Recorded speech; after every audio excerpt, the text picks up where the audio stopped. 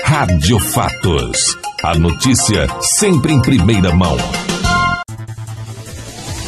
Rádio Fatos. As principais notícias do dia em seu rádio. Rádio Fatos.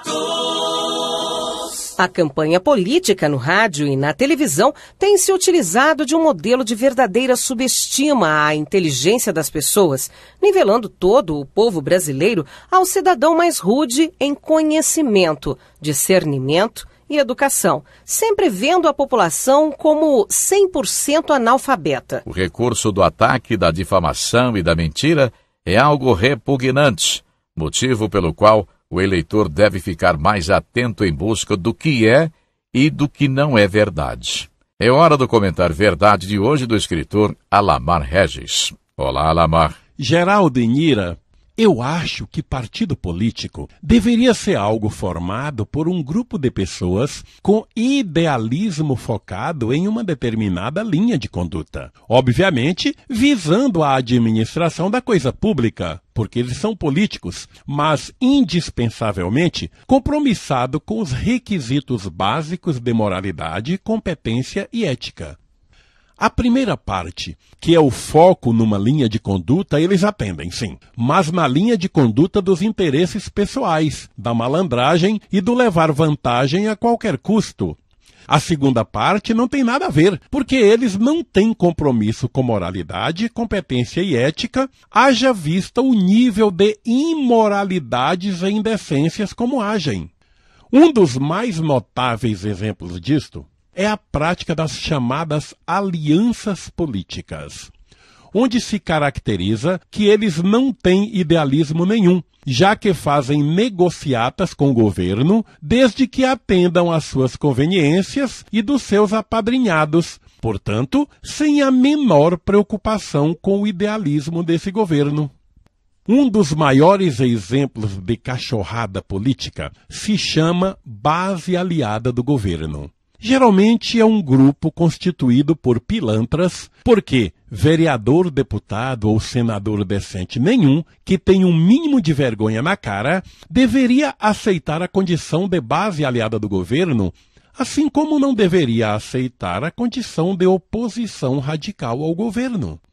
Eu, particularmente, não suporto partidos políticos por conta dessa pouca vergonha generalizada que a gente vê por aí, quando identificamos a pilantragem em todos eles.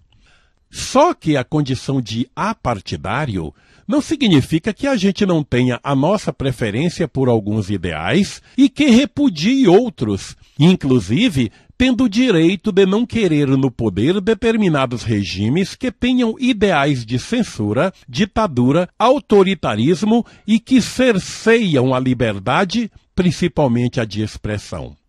Imagino o quanto Lula deve estar ardendo de raiva em ver a Veja desta semana mostrando os detalhes das denúncias de Paulo Roberto Costa, que escancarou como era feito o esquema de corrupção dentro da Petrobras, beneficiando o PT e os partidos aliados.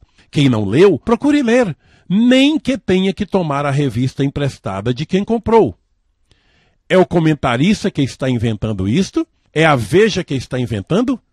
Não, gente, é o próprio exemplo que o próprio partido deu por essa sua idolatria a Cuba, chegando ao ponto de investir dinheiro do povo brasileiro lá, e foram milhões, na construção daquele megaporto, deixando bem claro que eles aprovam o regime de Fidel Castro, e se aprovam, mais cedo ou mais tarde, vão querer implantar no Brasil.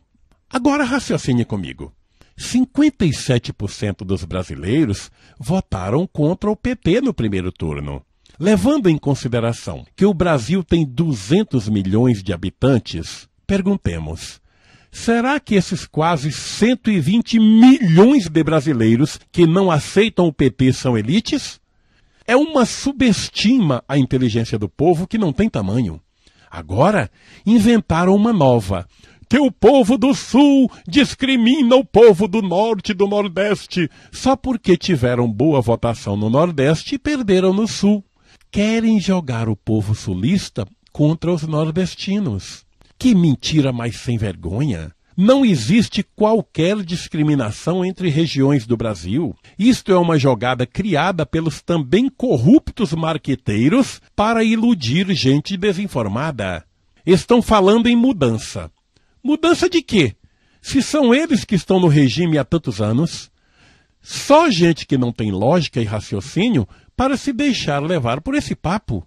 E teve outro ridículo na campanha. O absurdo de dizerem que a Marina e o Aécio iriam tirar a comida do pobre, coitadinho do pobre, para fazer com que os pobres passassem a odiar os dois. Eu sou apartidário, sim, mas burro não. Exijo respeito para com a minha inteligência.